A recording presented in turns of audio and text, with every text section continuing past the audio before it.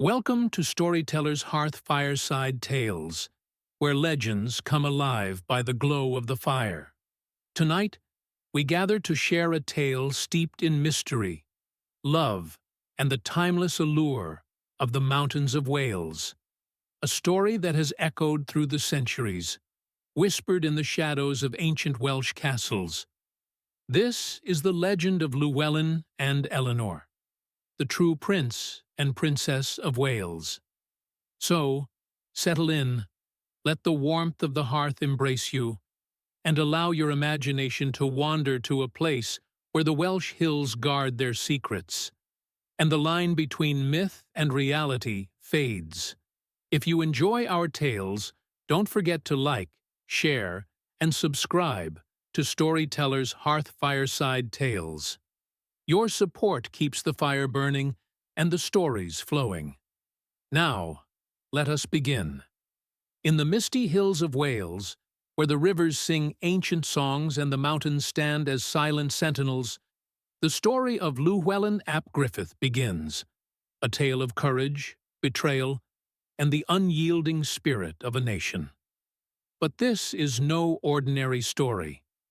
It is a saga woven with the threads of prophecy, where the whispers of Merlin himself echo through the ages, foretelling the rise and fall of a prince destined to unite a fractured land. To understand Llywelyn, we must first journey back to a time when Wales, known in Welsh as Cymru, was a land of fierce independence and deep mystery. Its green valleys and towering peaks were home to tribes bound by language, culture, and an unbreakable love for their homeland. The bards sang of heroes like Arthur and Taliesin, and the warriors carried the legacy of their ancestors in their hearts. Yet, this was also a land divided, a patchwork of rival princes, each vying for power, their ambitions as jagged as the mountains that surrounded them. Into this fractured world, Llywelyn ap Gruffudd was born around 1223 in the shadow of Snowdonia in North Wales, grandson of the great Llywelyn Fawr, which stands for Llywelyn the Great, who had briefly united Wales and secured its independence. From his earliest days, Llywelyn was steeped in the stories of his grandfather's triumphs and the dream of a Wales free from foreign domination. But the Wales of his time was under siege, not just by the English crown to the east, but by the shadows of infighting and betrayal within its own borders. Llywelyn the Great was a towering figure in Welsh history. Born in 1173, he had risen to power in Gwynedd, the most powerful of the Welsh kingdoms, and through a combination of military prowess and shrewd diplomacy, he had united much of Wales under his rule. His reign was marked by a fragile peace with England, secured through treaties and strategic marriages. But Llywelyn the Great's legacy was a double-edged sword. While he had brought Wales to the height of its power, his death in 1240 left a vacuum that his sons and grandsons would fight bitterly to fill. His son, Dafydd ap Llywelyn, succeeded him, but Dafydd's reign was short and troubled. Dafydd, whose name means David, died in 1246, leaving no clear heir and plunging Wales into a new era of chaos. It was into this world of uncertainty and strife that Llywelyn ap Gruffudd was born. His father, Gruffudd ap Llywelyn, was the eldest son of Llywelyn the Great, but he had been imprisoned by his own brother Dafydd in a ruthless bid for power. Gruffudd died in 1244 while attempting to escape from the Tower of London, leaving his sons, Llywelyn, Owen, and Dafydd, to navigate a treacherous political landscape. Llywelyn's early years were marked by struggle and hardship. With his father dead and his uncles competing for control of Gwynedd, he and his brothers were caught in a web of intrigue and betrayal. Yet, even as a young man, Llywelyn showed signs of the leadership and determination that would define his life. The bards sang of his early exploits, weaving tales of his courage and cunning. In the shadow of Eryri's peaks, where eagles soar so high, a lion's cub was born to lead beneath the stormy sky. With heart of fire and will of steel, he faced the tempest's roar, and vowed to rise, though all the world should stand against him sore. By 1255, Llywelyn had emerged as a formidable leader. At the Battle of Bryn Derwen, he faced his brothers Owain and Dafydd in a decisive clash for control of Gwynedd. Despite being outnumbered, Llywelyn emerged victorious, securing his place as the ruler of Gwynedd. The bards immortalized the battle in song, "On Bryn Derwen's blood-soaked field, where brothers clashed in strife, Llywelyn stood with heart of steel, and won the crown of life. No more shall Gwyned's sons divide, no more shall discord reign, for Llywelyn, the lion's cub, has claimed his rightful domain." With Gwynedd under his control, Llywelyn set his sights on a greater goal, the unification of Wales. This was no small feat. The Welsh princes were fiercely independent, often just as happy to feud with each other as to unite against a common enemy. Llywelyn's genius lay in his ability to balance diplomacy with force. He forged alliances through strategic marriages, treaties, and, when necessary, military campaigns. One such alliance was with the princes of Powys and Deheubarth, who recognized Llywelyn as their overlord in 1258. This marked the first time in centuries that a Welsh ruler had achieved such widespread authority. The bards hailed him as the Prince of Wales, a mystical name that carried with it the weight of the prophecies of Merlin. The prophecies had long foretold the rise of a great leader who would unite the Welsh and drive out their enemies. Many believed Llywelyn to be that leader. The bards sang of him as the Lion of Wales, a warrior and diplomat, whose victories on the battlefield and his ability to unite the Welsh princes made him a beacon of hope. Yet, the road to unity was fraught with challenges. The English crown, under King Henry III, viewed Llywelyn's growing power with suspicion and hostility. The powerful English barons who held lands along the border with Wales were particularly aggressive in their attempts to subdue their Welsh neighbours. In 1267, Llywelyn achieved a major diplomatic victory with the signing of the Treaty of Montgomery. This agreement, negotiated with King Henry III of England, recognized Llywelyn as the Prince of Wales and granted him authority over much of the country. In return, Llywelyn was required to pay homage to Henry and pay a substantial sum of money. For a brief moment, it seemed that Wales might finally achieve the independence for which its people had longed. The bards sang of Llywelyn's triumph. Upon the hills of Eryri, where eagles soar so high, there stands a prince of Cymru, beneath the stormy sky. With sword in hand and heart of fire, he fights for freedom's call.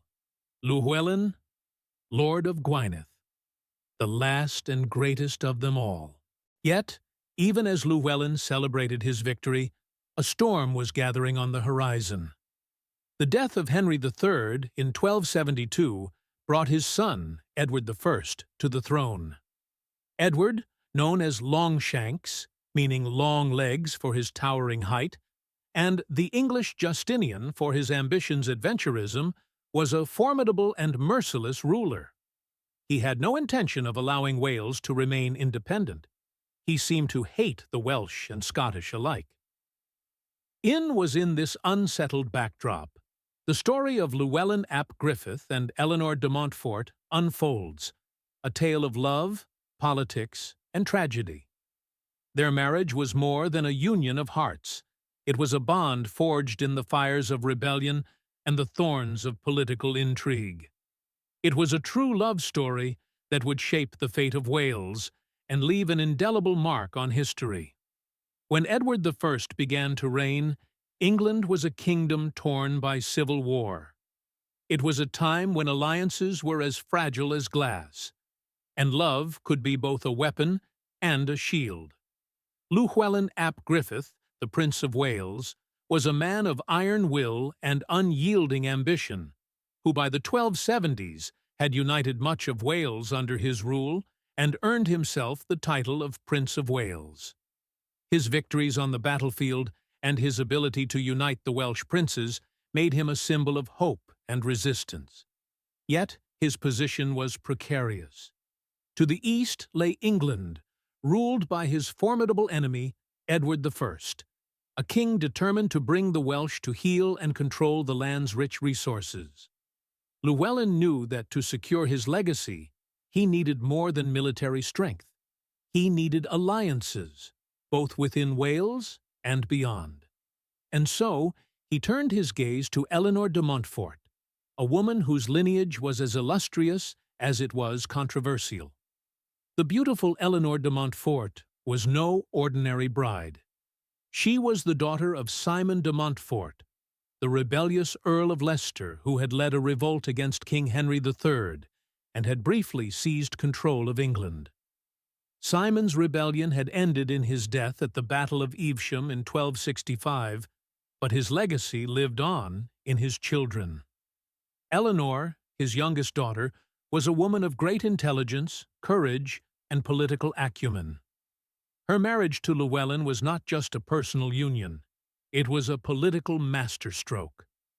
By marrying Eleanor, Llywelyn aligned himself with one of England's most powerful families, a family that had defied the crown and paid the price. For Edward the Fiend, Eleanor's marriage to the Prince of Wales was a provocation, a reminder of the Montfort's defiance and a threat to his authority. The bards sang of Eleanor's beauty and her fiery spirit. From England's shores she came to him, a rose of noble birth, to bind the hearts of two great lands and mend the wounds of earth. In Llywelyn's arms she found her home, in Eleanor's eyes his light. Together they would face the storm and fight for what was right. The courtship of Llywelyn and Eleanor was as much a political negotiation as a romance. In 1275, after years of secret negotiations, Eleanor set sail from France to Wales, where Llywelyn awaited her. But their journey to the altar was fraught with danger. Edward I, ever vigilant, saw the marriage as a threat to his plans for Wales. He dispatched a fleet to intercept Eleanor's ship, capturing her and imprisoning her at Windsor Castle. For 3 years, Eleanor was held captive, a pawn in Edward's game of power. Llywelyn was furious. He saw Eleanor's capture as a personal affront and a violation of the Treaty of Montgomery, which had recognized his authority as Prince of Wales.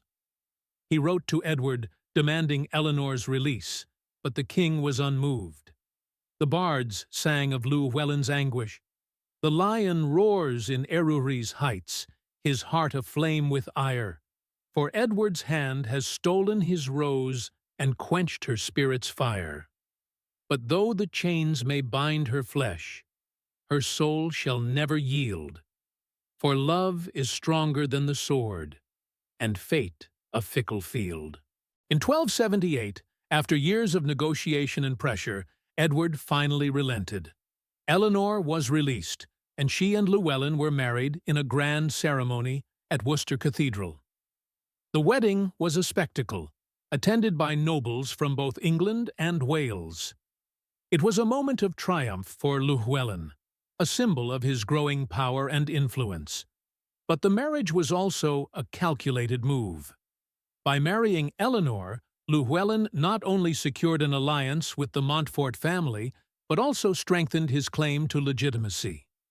Eleanor's lineage connected him to the English nobility, giving him a foothold in the complex web of medieval politics. The bards sang of the wedding as a union of fire and thorns.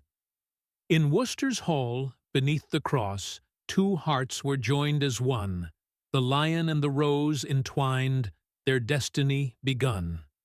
Though Edward's shadow loomed above, their love would light the way, for Wales and England, bound by fate, would face the coming day. Eleanor's arrival in Wales marked a new chapter in Llywelyn's reign. She brought with her not only her father's legacy of resistance, but also a keen understanding of politics and diplomacy. She quickly became Llywelyn's closest advisor, influencing his decisions and helping to shape his policies. Her presence was a source of strength for Llywelyn, but it also made her a target. Edward I viewed Eleanor with suspicion, seeing her as a reminder of the Montfort rebellion and a threat to his authority. Her marriage to Llywelyn was a symbol of defiance, a challenge to his plans for Wales. The bards sang of Eleanor's influence. In Gwyneth's halls, the rose did bloom, her wisdom sharp and clear, her voice a beacon in the storm, her heart devoid of fear. With Llywelyn she stood as one, their bond a fortress strong. Together they would face the world and right the ancient wrong. Despite their happiness, the shadow of Edward I loomed large over Llywelyn and Eleanor's marriage. The king was determined to bring Wales under his control, and he saw Llywelyn's growing power as a threat. In 1277, Edward launched a massive invasion of Wales, forcing Llywelyn to sign the Treaty of Aberconwy, which stripped him of much of his territory and authority. Eleanor's role during this time was crucial. She used her connections and diplomatic skills to negotiate with Edward, seeking to secure better terms for Llywelyn. Her efforts were not always successful, but they demonstrated her commitment to her husband and his cause. The bards sang of their resilience. Though Edward's host may march and boast, and claim the Welshman's land, the lion and the rose shall stand, their hearts forever grand. For every castle Edward builds, a Welshman's sword shall rise, and freedom's flame shall burn again beneath the stormy skies. In 1282, tragedy struck. Eleanor, pregnant with their first child, died in childbirth. Her death was a devastating blow to Llywelyn, both personally and politically. Without her, he lost not only his beloved wife, but also a key ally in his fight against Edward I. The bards mourned her passing. The rose has wilted, her petals fall, her light extinguished now. The lion weeps in Eryri's heights, his heart beneath the bough. But though her body lies in earth, her spirit shall remain, a beacon for the brave and true, through sorrow and through pain. Eleanor's death marked the beginning of the end for Llywelyn. Their marriage had been more than a personal union. It was a symbol of hope and resistance. Eleanor's influence on Llywelyn and her role in Welsh politics had demonstrated the power of love and partnership in the face of adversity. The bards kept their story alive, their songs a testament to the enduring power of love. In Gwyneth's halls, the echoes ring, of love that knew no fear, the lion and the rose entwined, their bond forever near. Though Edward's shadow claimed their lives, their legacy shall stand, a beacon for the brave and true in Wales's eternal land. So, was their love a triumph or a tragedy? Perhaps it was both, a flame that burned brightly, even as it was extinguished too soon. Their story lives on in the castles, the songs, and the unyielding spirit of a nation that refuses to forget. Edward I was a man forged in war. Ambitious and ruthless, he was determined to bring Wales and Scotland under English control. Llywelyn's defiance was a thorn in his side, and he resolved to crush the Welsh prince once and for all. The subsequent conflict between Llywelyn and Edward was marked by a series of brutal campaigns. Edward's armies, equipped with the latest siege engines and bolstered by vast resources, slowly chipped away at Llywelyn's territories. Yet, Llywelyn fought back with the tenacity of a cornered wolf. The bards sang of his resilience. Though Edward's host may march and boast and claim the Welshman's land, Llywelyn's spirit shall not break, his heart shall ever stand. For every castle Edward builds, a Welshman's sword shall rise, and freedom's flame shall burn again beneath the stormy skies. Llywelyn's early victories had united the Welsh princes under his banner. The bards sang of his triumphs, and the people hailed him as the Prince of Wales. But as the tide of war turned and Edward I's forces closed in, the loyalty of the Welsh nobles began to waver. But Edward, the cunning strategist, knew that the hearts of men could be swayed by promises of land and titles. He offered the Welsh nobles what Llywelyn could not: wealth, power, and the favor of the English crown. One by one, they turned their backs on their prince, choosing self-interest over the dream of free Wales. The bards sang of their betrayal with bitter sorrow. Upon the hills of Eryri, where once the banners flew, the nobles turned their hearts to gold, and left the dream askew. For Edward's gold and Edward's lands, they sold their prince's trust, and in their greed they sealed the fate of all they loved and lost. Llywelyn, once surrounded by allies, found himself isolated. His dream of unity crumbled as the bonds of loyalty dissolved. On December 1282, Llywelyn's story reached its tragic climax. Near Builthwells, he was ambushed and killed under mysterious circumstances. Some say he was lured into a trap by Welsh nobles who had secretly allied with Edward. Others believe he was deceived and ambushed by Edward's spies. His head was severed and sent to London, displayed on the Tower of London as a grim warning.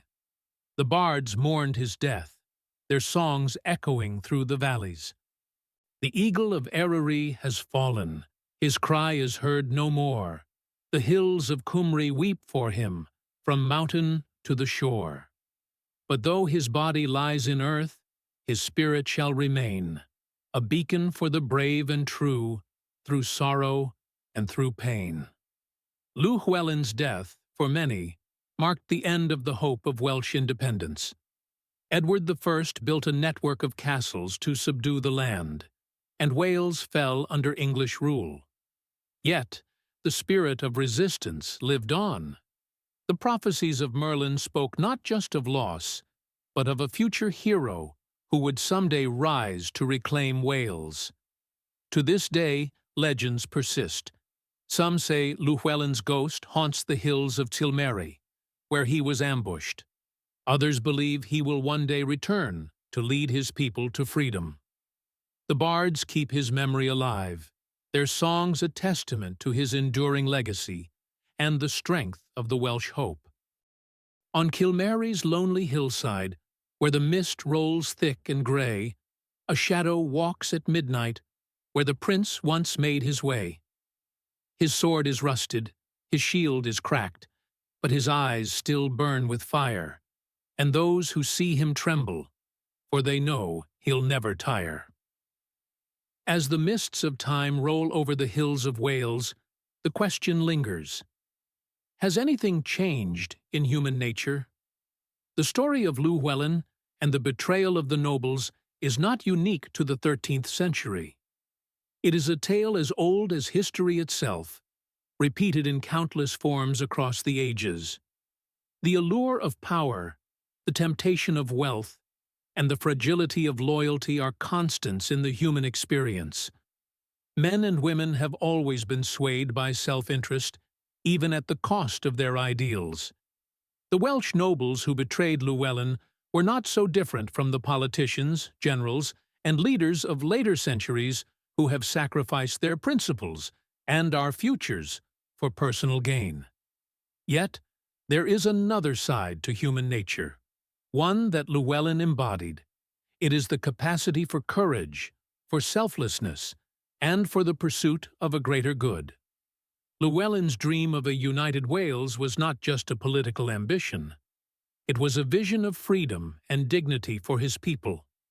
His story reminds us that even in the face of betrayal, there are those who will stand firm, who will fight for what they believe in, no matter the cost.